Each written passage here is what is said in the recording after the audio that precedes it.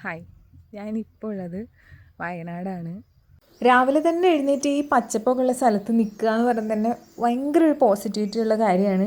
ശരിക്കും നമ്മുടെ മൈൻഡൊക്കെ ഒന്ന് ഭയങ്കര റിലാക്സ്ഡ് ആവും. അങ്ങനെ രാവിലെ തന്നെ എഴുന്നേറ്റ് ചുമ്മാ വീടിൻ്റെ മുറ്റത്തൊക്കെ ഞാൻ ഇങ്ങനെ നടക്കുവാണ്.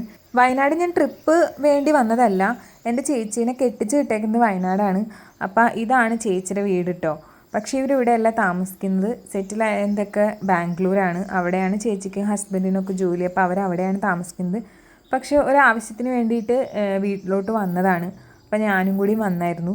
എൻ്റെ വീട് അങ്കമാലിലാണ്. അപ്പോൾ അങ്കമാലിലൊരു ഗ്രാമത്തിലാണ് എൻ്റെ വീടുള്ളത്. പക്ഷെ ഞാൻ ഓർത്തുകൊണ്ടിരുന്നത് അവിടെയാണ് കുറച്ചുകൂടി പീസ്ഫുൾ, നമ്മുടെ വീട് സൈഡ് നല്ല പച്ചപ്പും കാര്യങ്ങളൊക്കെയാണ്. പക്ഷേ ശരിക്കും ഉള്ളൊരു ശരിക്കും കിളികളുടെ ഒച്ചയും മൊത്തത്തിലൊരു ഭയങ്കര പീസ്ഫുള്ളായിട്ടുള്ള സ്ഥലമാണ് കേട്ടോ. എനിക്ക് ഭയങ്കര ഇഷ്ടം ഇവിടെ വരുന്നത്. ഇപ്പം സമയം 10 മണിയായി. കുക്കിംഗ് എല്ലാം കഴിഞ്ഞു. ഇനി എന്തെല്ലാം കുക്ക് ചെയ്തെന്ന് കാണിച്ചു തരാം. നല്ല പിട്ട് ചെമ്മീൻ. ഞാനും ചേച്ചിയും ചേച്ചിയുടെ ഹസ്ബൻഡും വയനാട്ടിലാണുള്ളത്. വയനാട്ടിലെ മൈജിയിലാണ് ഉള്ളത്. നമ്മൾ പുതിയ ഫോൺ വാങ്ങിച്ചു. ആ ഫോണിലാണ് ഇപ്പോൾ വീഡിയോ എടുക്കണേ. ആക്ച്വലി നമ്മുടെ ഫോണിൻ്റെ സ്ക്രീൻ ഗാർഡ് ഒട്ടിക്കാനും പിന്നെ ഫോൺ കവർ വാങ്ങാനൊക്കെയാണ് മൈജിയിൽ വന്നത്. അപ്പം നമുക്ക് മൈജിയിലേക്ക് പോവാം. ഈ വീഡിയോ എടുത്തത് സെപ്റ്റംബർ മാസത്തിലാണ്. എൻ്റെ ബർത്ത്ഡേ ആയിരുന്നു സെപ്റ്റംബറിൽ. അപ്പോൾ എനിക്ക് ചേച്ചിയും ചേട്ടനും കൂടി ഒരു പുതിയ ഫോൺ സാംസങ് S23 എനിക്ക് ഗിഫ്റ്റ് ചെയ്തു. ഒരു സർപ്രൈസ് ഗിഫ്റ്റ് ആയിരുന്നു. അപ്പോൾ അതിന് വേണ്ടിയിട്ട് നമുക്ക് ഫോൺ കവറും കാര്യങ്ങളൊക്കെ എടുക്കണമായിരുന്നു. പിന്നെ എനിക്ക് വീഡിയോ ചെയ്യാനൊക്കെ ഭയങ്കര ഇഷ്ടമാണ്. യൂട്യൂബിൽ നിന്ന് അറിഞ്ഞതുകൊണ്ട് കുറച്ചുകൂടി നല്ല ക്വാളിറ്റിയിലൊക്കെ അപ്ലോഡ് ചെയ്യാൻ വേണ്ടിയിട്ട് എനിക്ക് സത്യം പറഞ്ഞാൽ വളരെ അത്യാവശ്യമായിട്ട് ഞാൻ ആഗ്രഹിച്ചിരുന്ന ഒരു ഗിഫ്റ്റാണ് എനിക്ക് അവർ സർപ്രൈസായിട്ട് തന്നത്. പക്ഷേ എനിക്ക് ഈ ഫോൺ തരുന്ന വീഡിയോയും കാര്യങ്ങളൊന്നും ഉണ്ടായിരുന്നില്ല. അതൊക്കെ ഭയങ്കര ഹാപ്പി മൊമെൻറ്റ്സ് ആയിരുന്നു. ക്യാപ്ചർ ചെയ്യാൻ പറ്റിയില്ല കേട്ടോ. പക്ഷേ ഇവിടെ വന്നപ്പോൾ ഒരു പ്രത്യേക സംഭവം കണ്ടു. ഞാൻ ഫസ്റ്റ് ടൈമാണ് കാണുന്നത്. നിങ്ങൾ കാണിച്ചിട്ടാ നിങ്ങൾക്ക് ഇത് കണ്ടിട്ട് എന്തെങ്കിലും ഐഡിയ ഇല്ല? കണ്ടിട്ടുള്ളവർക്ക് അറിയായിരിക്കും. കാണിച്ചു തരാം. ഇതുണ്ട തേങ്ങ ചിരണ്ടണ സാധനമാണ്. ഇവിടെ നമ്മളിങ്ങനെ തേങ്ങ വയ്ക്കും. എന്നിട്ട് ഇതിങ്ങനെ ക്ലോസ് ചെയ്തിട്ട് നമ്മളിങ്ങനെ തിരിച്ച് കാണിക്കുമ്പോൾ ഇതിങ്ങനെ തേങ്ങ ചിരണ്ടി ഇതിനകത്ത് വരും. ഇതിനകത്തൊരു പിക്കുണ്ട്. ഇത് ഇതുപോലെ മേലെ കാണിച്ചെടുക്കും.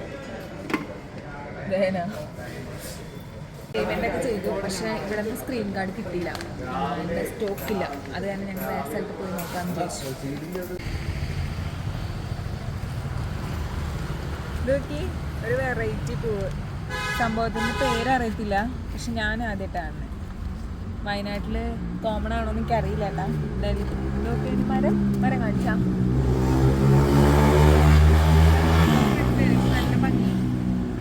വയനാട്ടിലെ മൈജി ഞാൻ എക്സ്പെക്റ്റ് ചെയ്തതിനെക്കാട്ടിലും ഒത്തിരി വലുതായിരുന്നു. ഒരുപാട് ഏരിയയിൽ അത് ആ ഒരു ഷോപ്പ് ഉണ്ടായിരുന്നത്. നമ്മുടെ അങ്കമാലിൽ ടൗണിലുള്ള മൈജിനെക്കാട്ടിലും ഒരു 2 ഇരട്ടി വലിപ്പമുള്ളതായിരുന്നു വയനാട്ടിൽ. മൈജിന്ന് കിട്ടാത്ത സ്ക്രീൻ ഗാർഡ് ഇവിടെ കിട്ടുമെന്നാണ് എൻ്റെ വിശ്വാസം. നന്ദിലത്തിൽ പോയി നോക്കാം. മൈജിയിൽ നമുക്ക് ഫോൺ കവർ മാത്രമാണ് വാങ്ങിക്കാൻ പറ്റിയത്. സ്ക്രീൻ കാർഡ് നമുക്ക് കിട്ടിയില്ലായിരുന്നു. സ്ക്രീൻ കാർഡ് കിട്ടിയില്ല. ഇനിയിപ്പോൾ വേറെ എവിടെയെങ്കിലും നോക്കാം.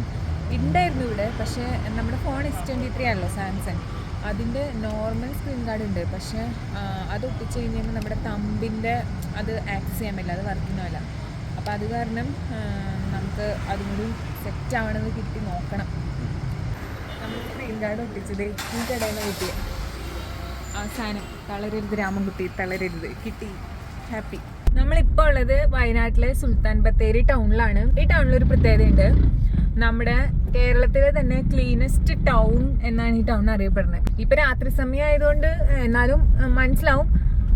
പകലായിരുന്നെങ്കിൽ നല്ല ക്ലിയർ ആയിട്ട് കാണായിരുന്നു. ഒരു പേപ്പർ പോലും ഇല്ലാതെ വളരെ ക്ലീൻ ആയിട്ട്. ഇതൊരു ബസ് സ്റ്റാൻഡ് ഏരിയ പോലെയാണ്.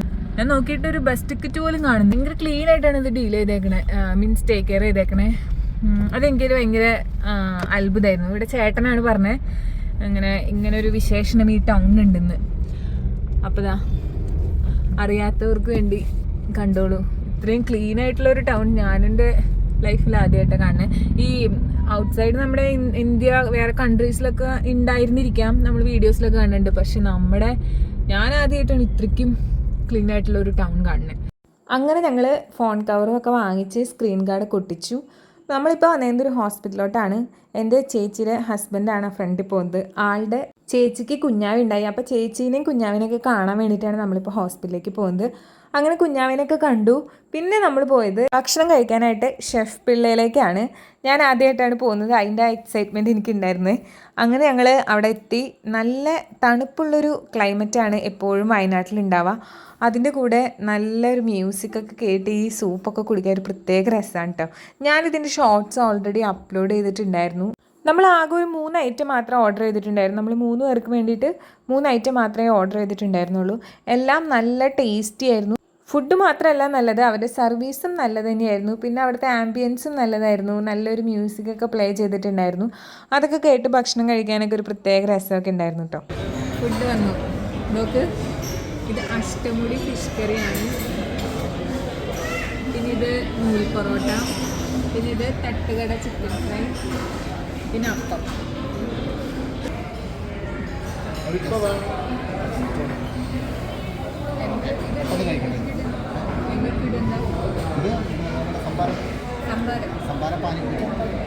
ഇങ്ങനെ കഴിക്കാം. അച്ചാർ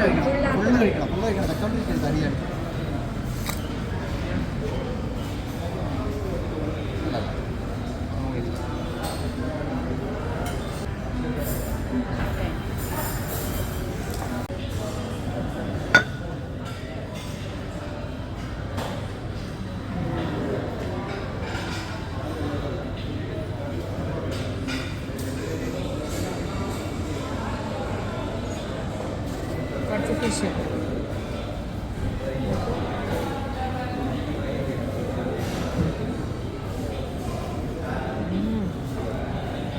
കിടിലം.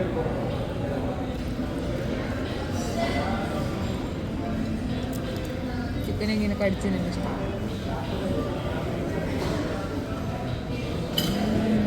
ഫേവറേറ്റ്, ഇതെൻ്റെ ഫേവറേറ്റ്. പിന്നെ കുറേ ഫോട്ടോസ് അവിടെ വാളിൽ തൂക്കിയിട്ടുണ്ടായിരുന്നു. ഷെഫ് പിള്ളയുടെ കൂടെ സെലിബ്രിറ്റീസൊക്കെ നിൽക്കുന്ന കുറേ ഫോട്ടോസ് ഉണ്ടായിരുന്നു. കുറേ പേരുണ്ടായിരുന്നേ. മോഹൻലാൽ, സച്ചിൻ, വിജയ് സേതുപതി, വിജയ് യേശുദാസ്, അജു വർഗീസ്, ജയസൂര്യ, അങ്ങനെ ഒരുപാട് പേരുടെ കൂടെ നിൽക്കുന്ന ഫോട്ടോസൊക്കെ ഉണ്ടായിരുന്നു. അപ്പോൾ അതൊക്കെ ഞങ്ങൾ പോയി ഒന്ന് നോക്കി. പിന്നെ ഞാൻ പറഞ്ഞ പോലെ അവിടുത്തെ സ്റ്റാഫിൻ്റെ സർവീസ് അടിപൊളിയാണെന്ന് പറയാനൊരു റീസൺ ഉണ്ട്. ഒരു ഫാമിലി ഒരു കുട്ടീനെയും കൊണ്ട് വന്നിട്ടുണ്ടായിരുന്നു. അപ്പോൾ അവർ ഫുഡ് കഴിക്കുന്ന നേരം അവിടുത്തെ ഒരു സ്റ്റാഫ് ഈ കുഞ്ഞിനെ ഭയങ്കരമായിട്ട് ഇങ്ങനെ എടുത്തുകൊണ്ട് നടന്ന് ലാളിച്ച് ആ കുഞ്ഞിനെ കരയിപ്പിക്കാതെ അവർ ഫുഡ് കഴിക്കുന്നതിൽ ഒരു തടസ്സമൊന്നും വരാതെ ആ കുഞ്ഞിനെ അവിടെ ടേക്ക് കെയർ ചെയ്യുന്നുണ്ടായിരുന്നു. ഇവിടെ മുതൽ സുൽത്താൻ ബത്തേരി മുനിസിപ്പാലിറ്റി കഴിഞ്ഞു. ടൗണിൽ നിന്ന് നമ്മൾ ചേട്ടൻ്റെ വീട്ടിലോട്ട് പോകണമെന്നുണ്ടെങ്കിൽ ചെറിയ ഫോറസ്റ്റ് ഒരു ഏരിയയിലേക്കൂടെയാണ് പോണേ. അപ്പോൾ അവിടെ എനിക്ക് ഭയങ്കര പേടിയാണ്. ആനേനെയൊക്കെ കാണുന്ന സ്ഥലമായതുകൊണ്ട് തന്നെ ഞാൻ ഭയങ്കര ടെൻസ്ഡാണ്. എനിക്ക് ഈ വന്യമൃഗങ്ങളെ ഭയങ്കര പേടിയാണ്. പ്രത്യേകിച്ച് ആന ഒരിക്കലും കാണല്ലേ എന്നായിരുന്നു എൻ്റെ പ്രാർത്ഥന. പക്ഷേ ചേട്ടനൊക്കെ പറയാം കാണുന്നത് രസമാണ്, അവർക്കതൊരു എൻജോയ്മെൻ്റ് ആണ്. പക്ഷേ എന്നെ സംബന്ധിച്ച് എനിക്ക് ഭയങ്കര പേടിയായിരുന്നു. ഞാൻ ചില സ്ഥലങ്ങളിൽ ഈ മരത്തിൻ്റെ നിഴലും സംഭവങ്ങളൊക്കെ കാണുമ്പം ഞാനിങ്ങനെ കണ്ണടച്ച് ഇരിക്കുമായിരുന്നു. ആനയാണോ എന്ന് പേടിച്ചിട്ട്. അപ്പം നിങ്ങൾക്ക് ആനേനെ പേടിയുണ്ടോ? ഞാനിങ്ങനെ പേടിച്ചിരുന്ന അവസാനം ആനേനെ കണ്ടപ്പോൾ എൻ്റെ ഉയിര് പോയി. കാരണം ആന എന്നൊക്കെ പറയുന്നത് വലിയ ജീവിയാണല്ലോ. നമുക്ക് അതിനെ പ്രത്യേകിച്ച് കാട്ടാന, നമുക്ക് അതിനെ ബീറ്റ് ചെയ്ത് നിൽക്കാനുള്ള പവറൊന്നും ഇല്ലാത്തത് കൊണ്ട് എനിക്ക് ഭയങ്കര ടെൻഷനാണ് ആനേനൊക്കെ. പട്ടീനെ എനിക്ക് അത്രയ്ക്ക് പേടിയില്ല. കാരണം നമുക്ക് ഓടെങ്കിലും ചെയ്യാം. ആനയാകുമ്പോൾ 2 അടി വെക്കുമ്പോഴേക്കും നമ്മുടെ അടുത്തെത്തും. അപ്പോൾ എനിക്ക് ആനേനെ ഭയങ്കര ടെൻഷനായിരുന്നു. പക്ഷെ നമ്മൾ ആനേനെ കണ്ടു. പകൽ സമയങ്ങൾ നോക്കി ആൾക്കാർ ഇതിൽ നടന്നു പോണേ കാണാം. ഇവിടെ കുറേ ട്രൈബൽസ് ഉണ്ട്. അവർക്ക് ഇതിനെ കുറിച്ച് വലിയ പേടിയൊന്നുമില്ല. അവർ സ്ഥിരമാണ് ഈ ഏരിയയിൽ നിന്ന്. പണ്ട് നമ്മളൊരു വൈറലായ വീഡിയോ കണ്ടിട്ടുണ്ട്. ഒരു ഒരു കടുവ ബൈക്കിനെ ഓടിക്കുന്നത്. അത് ഏകദേശം ഈ ഏരിയയിൽ നിന്നാണ് ഷൂട്ട് ചെയ്തിരിക്കുന്നത്. നല്ല മഞ്ഞുണ്ട് ഇവിടെ. കുറച്ച് ക്യാമറയിൽ പക്ഷെ മഞ്ഞ് കാണാൻ പറ്റുന്നില്ല. ക്യാമറ നല്ല ക്ലിയറാ, പക്ഷേ റോഡ് മഞ്ഞായിട്ടൊന്നും കാണാൻ പറ്റുന്നില്ല. അതുകൊണ്ട് പയ്യെ പോവാം. ക്യാമറ നോക്കിക്കൊണ്ട് വേപ്പിക്കാം. ആന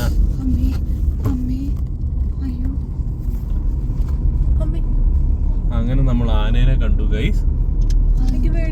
നേരെ നോക്ക്. അയ്യോ, അതിന്റെ അമ്മ ഇവിടെ ഉണ്ടാവും. അമ്മല്ല, അതിന്റെ കുഞ്ഞച്ചൻ. ക്യാമറയിൽ കിട്ടിയോ ഞാൻ ശ്രദ്ധിച്ചില്ല ഗൈസ്. അങ്ങനെ നമ്മൾ ഒരു ആനേനെ കണ്ടിരിക്കുന്നു. നമ്മളങ്ങനെ ഫോറസ്റ്റ് കഴിയാൻ പോവുകയാണ്. പക്ഷെ ആ ആന ഹാൻഡിക്യാപ്റ്റ് ആണെന്ന് തോന്നുന്നു. കഴിയാൻ പോണോ? പക്ഷെ ആ ആന ഹാൻഡിക്യാപ്റ്റ് ആണെന്ന് തോന്നുന്നത്. ഹാൻഡിക്യാപ്റ്റ് മുടന്നുണ്ട്. ഒന്നും കാണല്ലേ ദൈവമേ, ഭയങ്കര ടെൻഷൻ. പറയണ്ടായിരുന്നു. ശരിക്കും ഞാൻ ആനേനെ കാണില്ലായിരുന്നു, കാരണം എനിക്ക് കറി കയറി കുറേ നേരം കഴിഞ്ഞപ്പോൾ തലവേദന എടുത്തുകൊണ്ട് ഞാൻ ചെറുതായിട്ടൊന്ന് കണ്ണടച്ച് കിടന്ന് ചെറുതൊന്ന് മയങ്ങി വന്നപ്പോഴാണ് ആനേനെ കണ്ടു.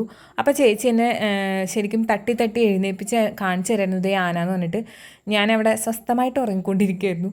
ആനേനെ കണ്ടതും പിന്നെ എൻ്റെ ടെൻഷൻ കൂടി, കാരണം അതൊരു കുട്ടിയാനയായിരുന്നു. അപ്പം ഇനി അതിൻ്റെ പാരൻസൊക്കെ ചിലപ്പം അവിടെ ഉണ്ടെങ്കിലോ, ചിലപ്പോൾ കൊമ്പനാനയൊക്കെ ഉണ്ടെങ്കിൽ, അതൊരു ചെറിയ ആനയായിരുന്നു. അതിൻ്റെ അപ്പനും അമ്മയൊക്കെ വന്നു കഴിഞ്ഞ് കഴിഞ്ഞാൽ നമ്മുടെ കാറൊക്കെ ചിലപ്പം കാറിൻ്റെ ഫ്രണ്ടിലോട്ട് ഈ വന്യജീവികളെ നമ്മൾ ഇടിക്കാനൊന്നും പാടില്ല. അപ്പോൾ കാറിൻ്റെ ഫ്രണ്ടിലോട്ടൊക്കെ കയറി വന്നു കഴിഞ്ഞാൽ നമുക്ക് ചിലപ്പോൾ സ്റ്റോപ്പ് ചെയ്യേണ്ട അവസ്ഥയൊക്കെ വന്നാൽ എനിക്കെന്തോ അതൊന്നും എൻജോയ് ചെയ്യാൻ പറ്റാറില്ല. ആനേനെ കാണുന്നതൊന്നും എനിക്ക് എൻജോയ് ചെയ്യാൻ പറ്റാറില്ല. എനിക്ക് ഭയങ്കര ടെൻഷനാണ്. അപ്പോൾ നമ്മളിതാ വീട്ടിലേക്ക് എത്തി. വീട്ടിലേക്കുള്ള വഴി ഇതാണ്. ശരിക്കും ഉള്ളിലോട്ടാണ് വീട്.